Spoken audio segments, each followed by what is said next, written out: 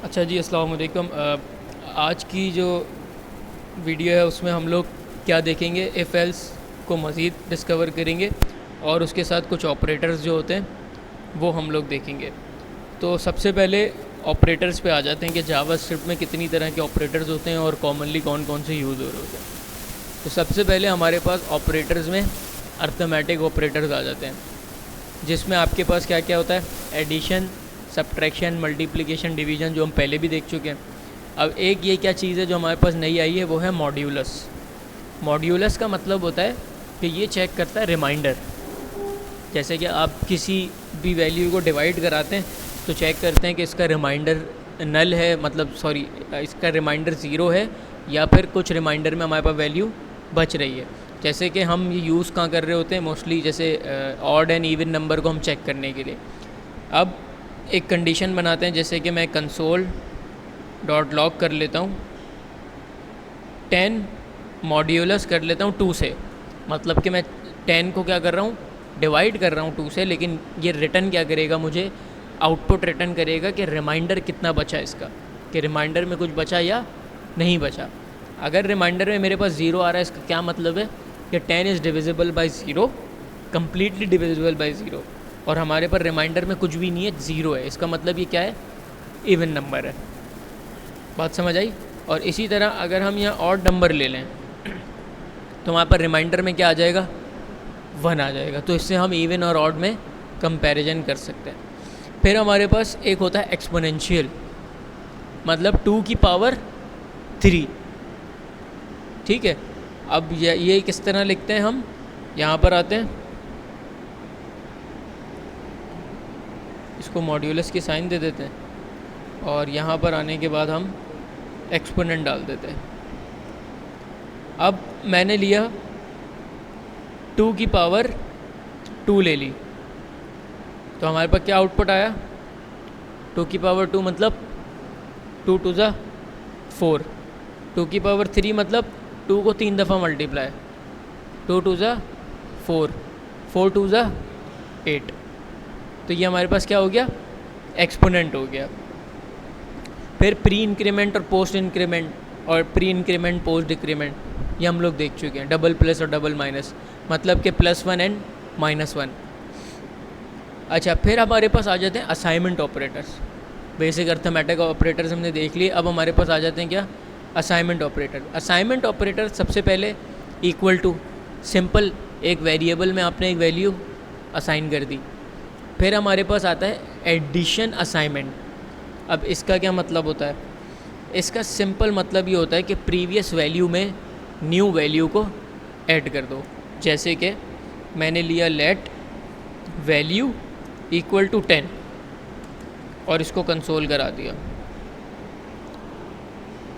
तो मेरे पास आंसर क्या आया, 10 आया। अब मैं क्या करना चाह रहा हूँ, मैं चाह रहा हूँ कि इस वैल्यू में मैं +5 करा दूँ।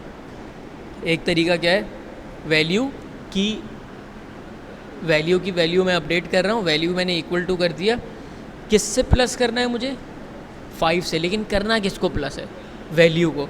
तो मैंने लिखा वैल्यू +5, मतलब कि इसको अपडेट कर दो किससे, इसकी जो प्रीवियस वैल्यू है उसमें 5 प्लस करके। तो मेरे पास आंसर में क्या आ गया। लेकिन मैं यही काम सिर्फ एक ऑपरेटर से कर सकता था, एडिशन ऑपरेटर से मैं कर देता +=। इसका क्या मतलब होता है, जो प्रीवियस वैल्यू है उसमें प्लस करके इक्वल कर दो, मतलब कि जो नई वैल्यू मैं दे रहा हूँ ना उसको प्रीवियस में प्लस कर दो, और किसको असाइन कर दो, जो भी वेरिएबल है।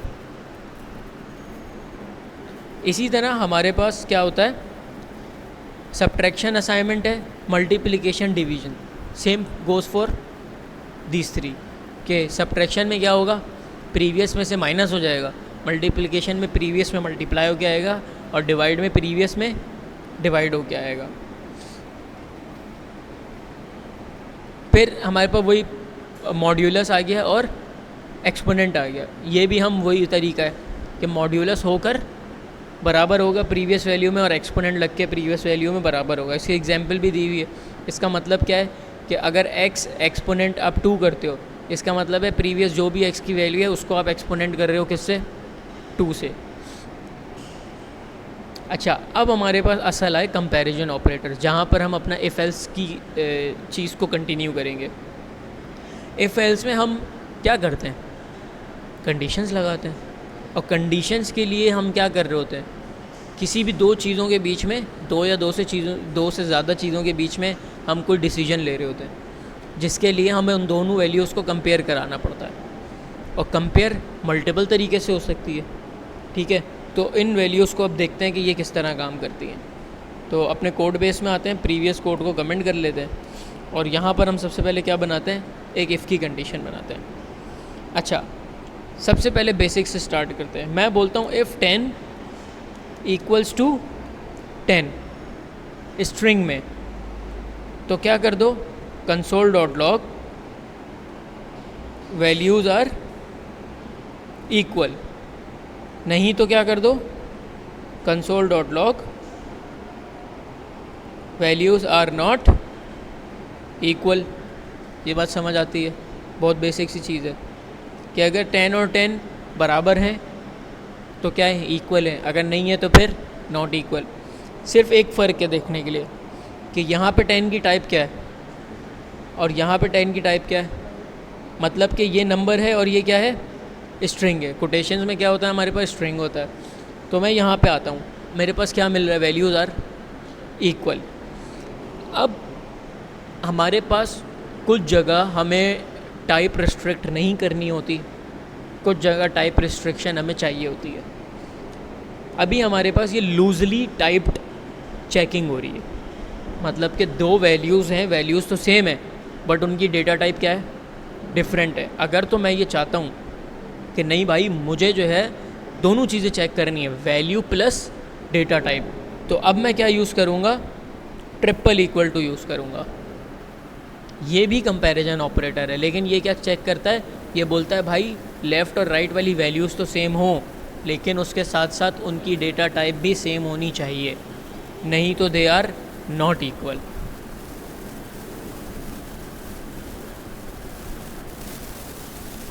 ये बात क्लियर है, आगे बढ़ते हैं। अब इक्वल करने के लिए मुझे दोनों की डेटा टाइप क्या करनी पड़ेंगी, सेम करनी पड़ेंगी। तो वैल्यूज़ क्या हो गई, इक्वल हो गई, simple is that. Data type same होनी चाहिए और वैल्यू भी सेम होनी चाहिए।